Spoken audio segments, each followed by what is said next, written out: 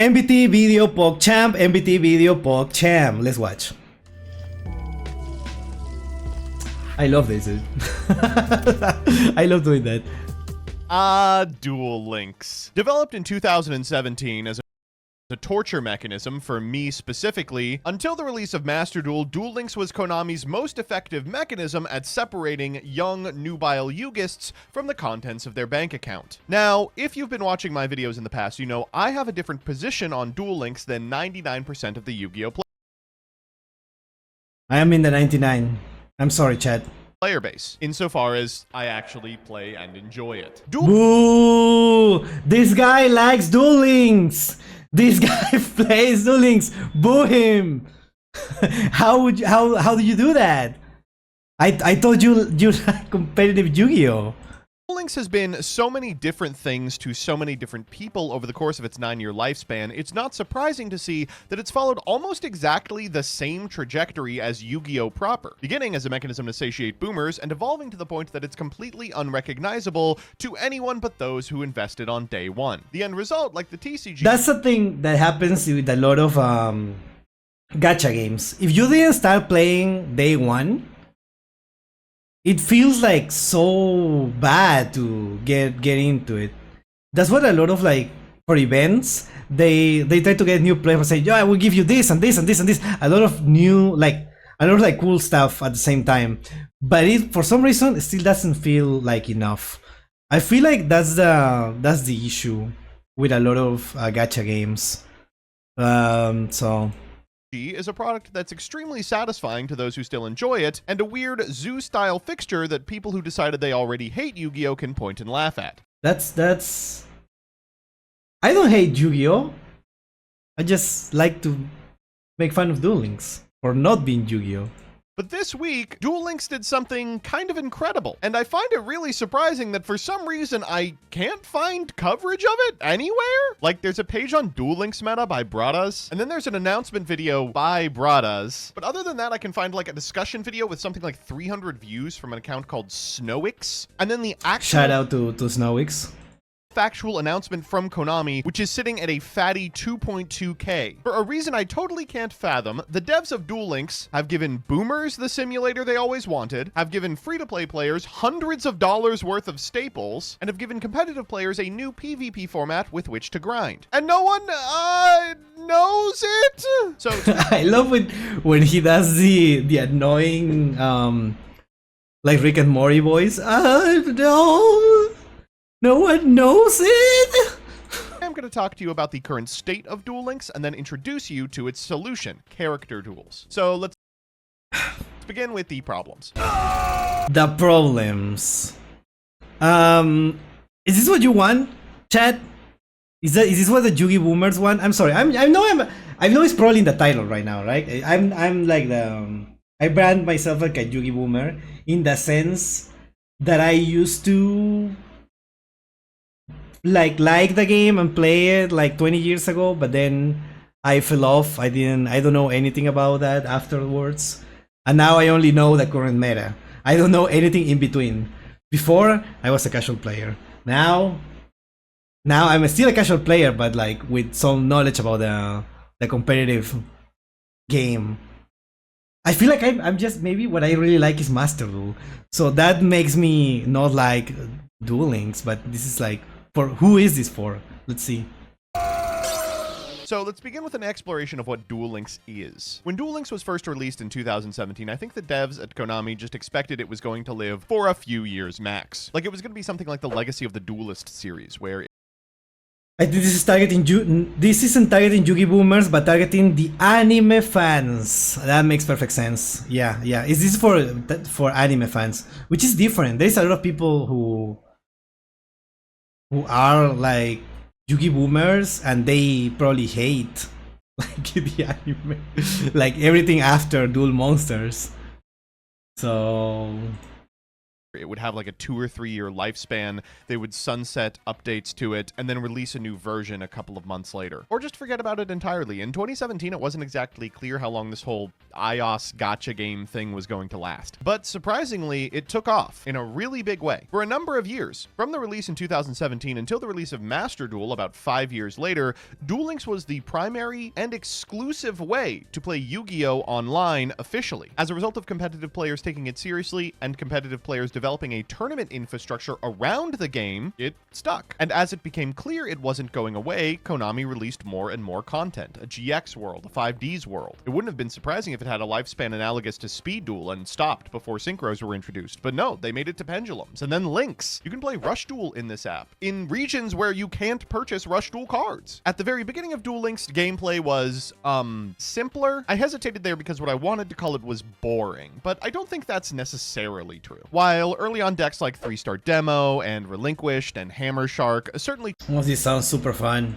took less actions than modern ones, there was kind of like a push-pull between individual decks. A metagame will evolve no matter what you're playing. But importantly, the type of gameplay from early Duel Links is the exact type of gameplay that Yugi-boomers lament the lack thereof. Instead of taking 5-minute combo turns, you were building decks around 1 or 2 synergies. In early Duel Links, the synergies could be as simple as there is a skill that allows you to put a 200 attack point buff on your side of the field, and here are the good cards in that attribute. But even as new sets released, things like Fire King Nephthys were really interesting to play around with. These days, Duel Links still perseveres as a money printer, making Konami a bunch of cash, but I'm I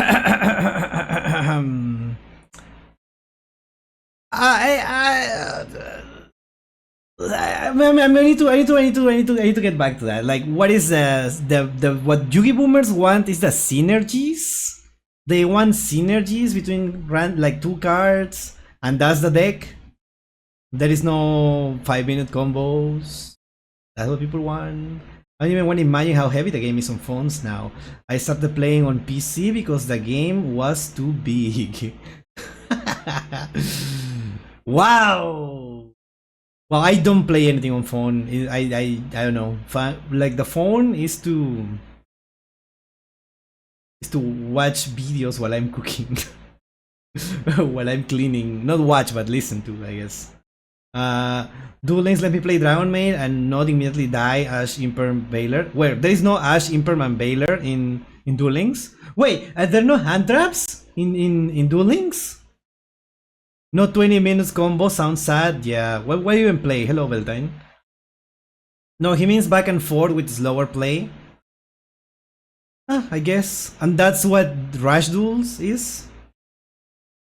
I feel like I would have liked Duel Links. Well, you can still play it. That's why we're here, right? There is Bell and Droll. There is no Ash in Duel Links. That's crazy. There are hand traps in Duel Links, but the most common are Nibiru and Lava Golem is not a hand trap. Is Lava Golem a hand trap in Duel Links? There are some, but no Ash. Imperm and Baylor exist, but not Ash. The skills allows me to not die immediately though. There is no main phase 2 in Duel Links or Rush Duel. Well, that I know. Lava Golem got errata into doing 500 LP. Oh yeah, because you start with like 4000 LP, so it makes sense. Interesting. pretty sure its original purpose was to guide these boomers back into the vocabulary of Yu-Gi-Oh! In case you're unfamiliar, Duel Links follows the Speed Duel format rules, and Speed Duel was explicitly developed as a mechanism to help people dip their toes into modern Yu-Gi-Oh! They'd start... But is it really modern Yu-Gi-Oh! If there is no hand traps? If there is no... How could you call it modern Yu-Gi-Oh! If there is no Ash Blossom? What am I supposed to do? What am I supposed to do without Ash Blossom? By playing decks that have vanillas and simplified effects and fewer zones and fewer phases. And then as they became comfortable with it, they'd want to start playing the real deal, the That didn't happen. TCG. I think this was the plan for Duel Links 2, but it sort of outlived that purpose. As they started releasing more and more powerful cards, Duel Links functionally caught up with the TCG, and for the past few It has Forbidden Droplet? Wait, do you still draw 5 cards? Do you still like start with 5 cards in turn 1 and 6 turn 2. Like you draw one extra card in your, if you're in turn 2.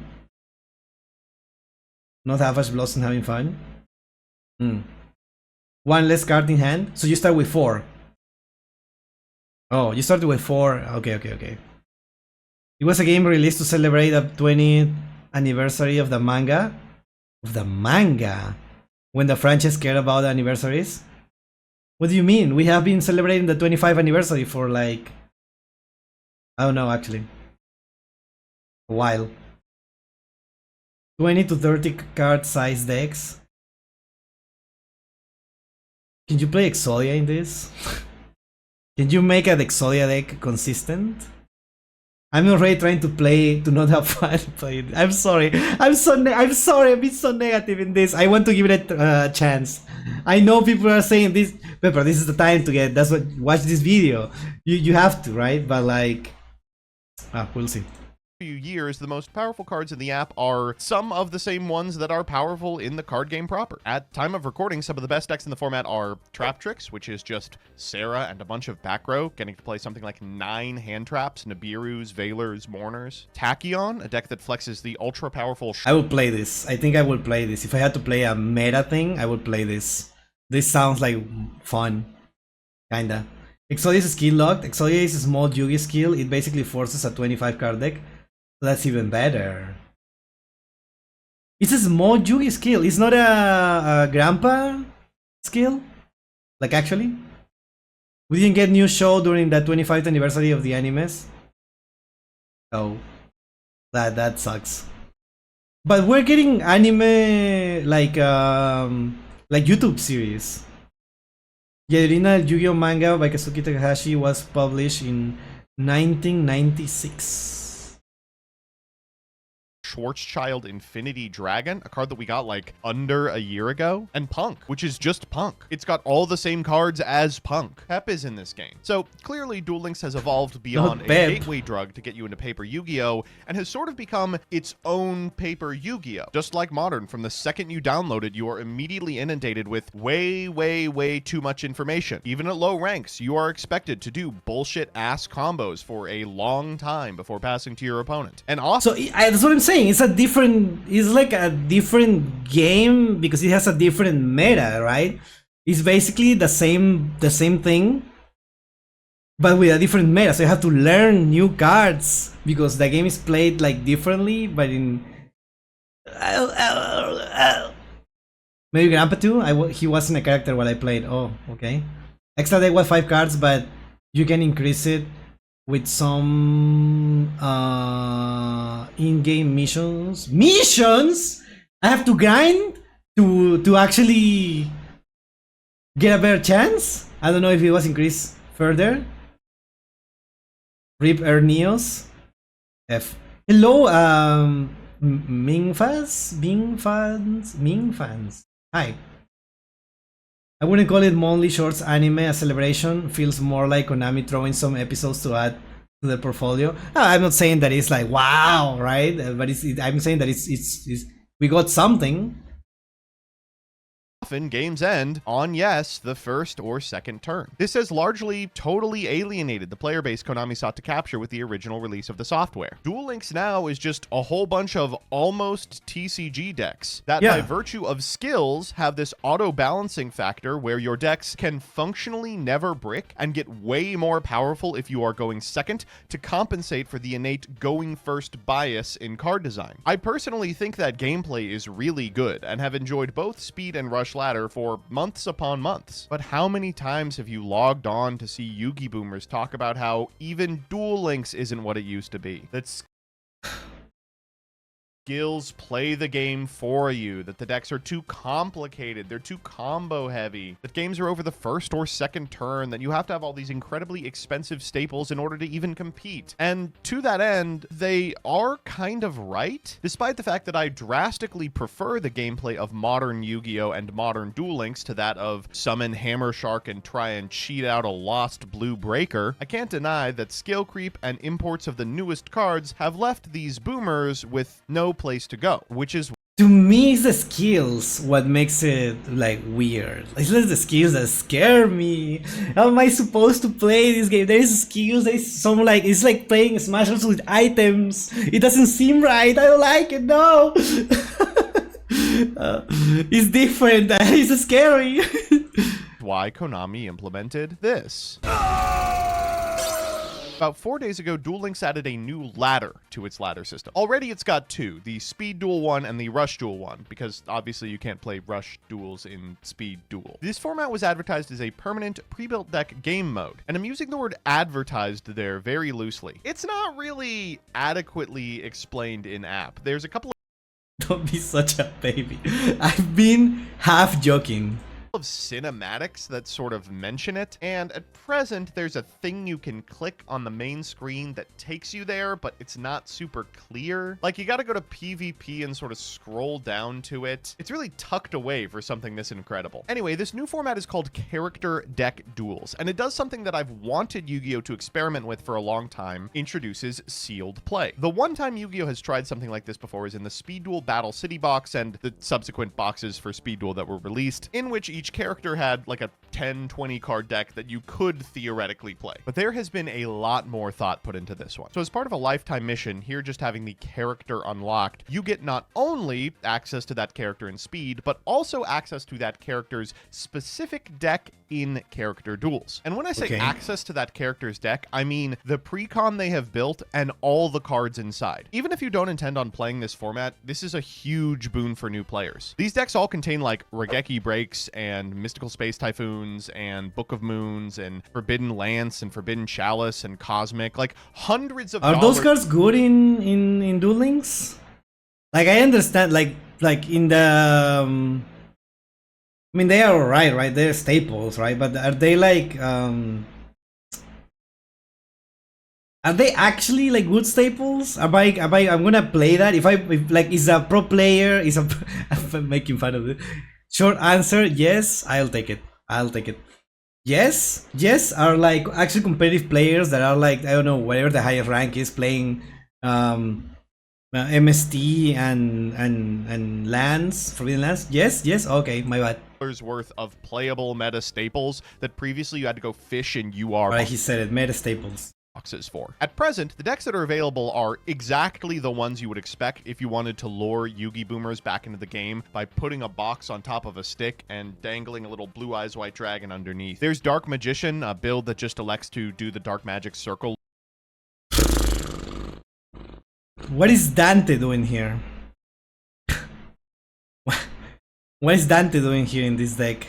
Loop with Magician's Navigation over and over again. There's Blue Eyes, a surprisingly comprehensive deck that can make Blue Eyes Spirit Dragon and has some pretty powerful removal. There's a Red Eyes deck which makes use of the fact that Red Eyes / Dragon is all but impossible to remove in a format like this. Is there 2 extra decks? What is this? What is going on in... I have to read it. I'm not reading that. Cyber Dragon! There is 3 Overload... Cyberload Fusion, right? I remember what this is. This is not played. Cyber Emergency for consistency. You draw 4 cards, right? There is 20 cards, and 6 of them are combo starters.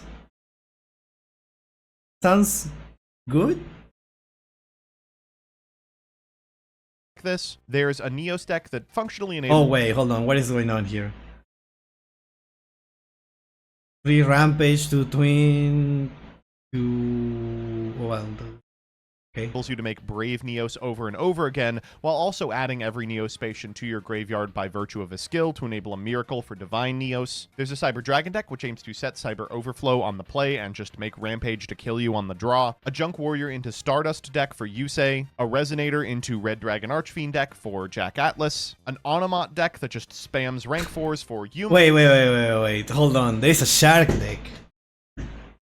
Honestly, this seems more enjoyable to me, I think. If I have to choose, maybe. I will play this one, not the Cyber Dragon one.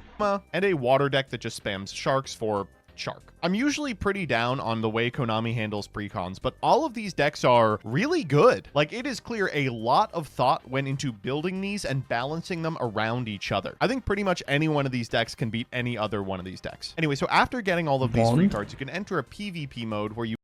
Excuse me, you just... Wait. You're right. There is no power bond in this. There is no power bond. Is power bond banned in Duel Links? Why? There is no... how do you only fuse with Cyberlord Fusion?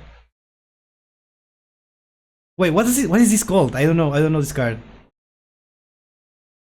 Power bond isn't in the game? Chat, you want me to play Duel Links, but you're telling me that my favorite card is banned in there? Alright. Move for Dragon Arch, and a water deck that just spams sharks for shark. With 4k life points, it's not even that necessary. No, that's what makes it fun. That's the point. If it's if it's like 4k life points, that's why I want to play it. It's not that that's what I wanted. Do you need it? No, I don't need it, but I want to. It's not banned. It's just not. It just doesn't exist. Cybernetic fusion support. Let me look that up. I'm curious. Cybernetic fusion support.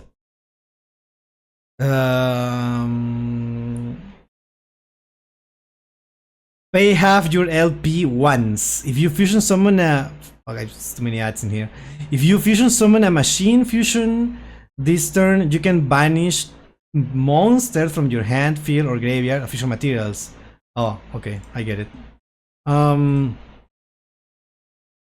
don't like this. Oh! I believe they tied power bond to a skill. Oh. Interesting. Well, that would make sense, I guess. When the Unity released, I used to OTK with the synchro that doubled its attack. It reached 5k. Interesting. Should be fine now, I think. I see.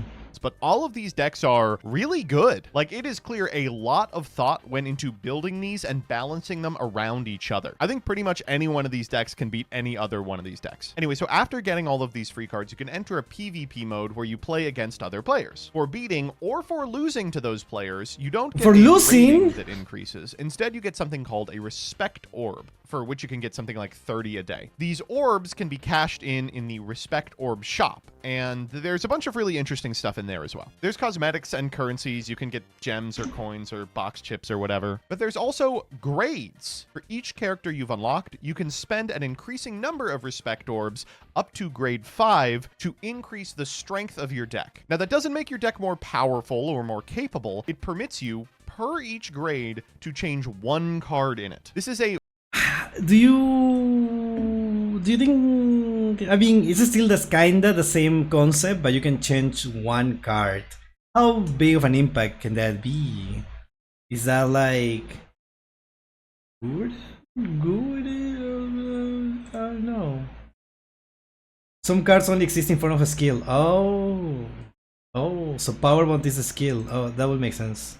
A really awesome way to reward dedication to a single deck while also not impacting the power level that much. The cards you can swap out are just the cards that are unlocked as a result of the character duels. So there's really not too much you can do with it. For instance, in my Yuma deck, I swapped out MSTs for Forbidden Lances because I thought they had a little more coverage, and I threw in Sphere Karibos over some consistency cards because I thought the deck was consistent enough and I wanted more play going first. But it's not a situation where if you are a grade 0 deck, you are always losing to a grade 5 deck. It's really a matter of inches. This is a really awesome way to introduce the type of players that enjoy these anime battles to the joy of deck building, of improving from a sealed pool of cards a deck that's already pretty powerful. And in some cases, there's not really a more valuable option to include in your deck than what you already have. In the rank 4 deck, for instance, there's not much you can do with the extra deck, given that all of the rank 4s you would want to play are already in there. Like, you can put in a Gaia, but the way that the format has shaken out, you don't ever really need piercing. It's really strange just how many boxes this checks for duelists who have been whining. The skills are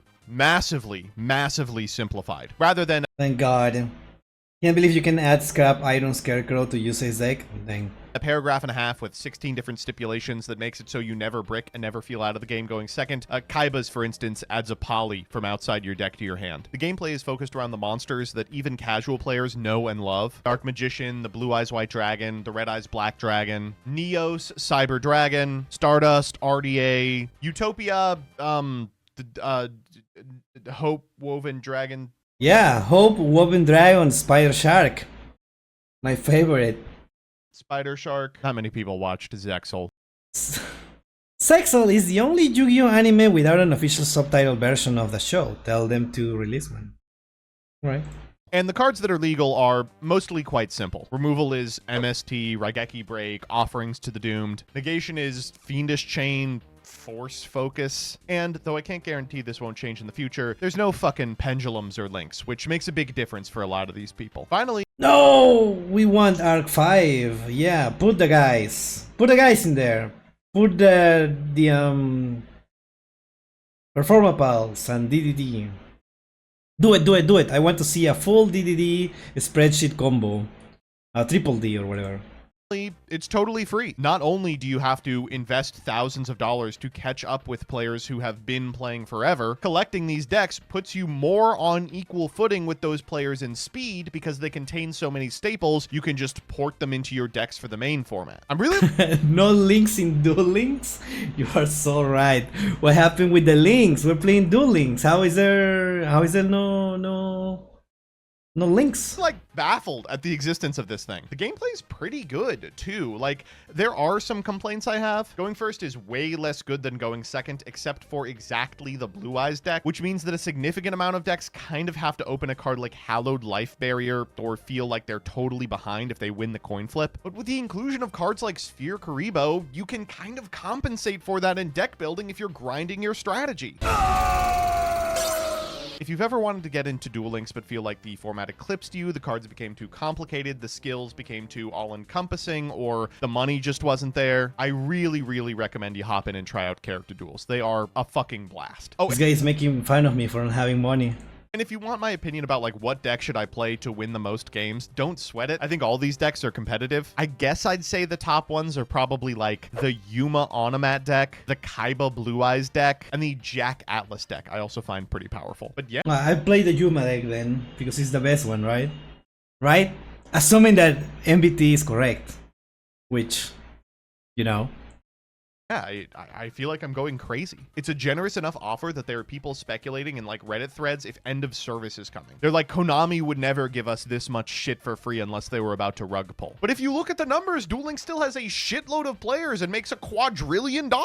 I take advantage of it. It's a genuinely really, really good sell. It's not even a sell, it's free. It's fucking free. I've been playing it on stream this week and having an absolute blast. The bonus episode for March is going to be character deck duels, and that'll come out probably today or tomorrow. But I have never ever seen such a perfect response to so many things being asked for by so many disparate people within the Yu-Gi-Oh community ever. Check it out. Okay, that's it. That's it. Bye-bye. That's all I wanted to talk about today. Goodbye. Awesome. Awesome. Are we playing Duel Links, chat? What do I have to do? Do I download it and make an account and play it? Is that what I have to do? Bro, in Duel Links there are cards locked behind paywalls only. Oh. Every time that I see something cool about Duel Links, I ask questions and I find out about like 2 things that are bad about it that I didn't know. Right? You tell me one thing about Duel Links, I ask questions and then you tell me like 2 or 3 bad things about it. I don't know, we'll see, I guess. Chat, the paywall cards do not apply to the mode. Yeah, but I don't want to just play this mode. There is only... I know this is gonna be ironic because I said that I like playing the meta, but this feels more restrictive because there's less cards, so it could get boring quickly. If there were like a lot of anime characters, it would be more interesting, but there is only like, how many? There's 3, 5, 7, 9. There is 9. There's only 9 decks. Where did it get boring? If I only play that? It's on Steam. I know it's on Steam. But I still have to create an account, right? Well, you get Sky Striker for free. Oh, you convince me. What is the bad thing about it? Now, you just told me something good. Now, what is the bad thing about it? About the Sky Striker deck that I can get for free. Oh, I have to play the campaign? Like, no. Campaign means new player campaign. It just means that I'm a new player, so I get free stuff if I introduce someone else's code or something. You could also try Rush Duel. Yeah. This pay was like premium structured decks that you can only buy 1 copy with free currency. This Sky Striker is from the friend campaign. Okay, so I just need to get a friend. The thing you already know, the extra deck size increased by doing mission. Oh yeah, that sounds horrible. We'll see, chat. Let me know in the comments why I should play it. Convince me. Convince me. Let me know in the comments why I should play it. Or tell me why I shouldn't. Tell me why I shouldn't, please. I want to see people fighting in the comments. Thank you.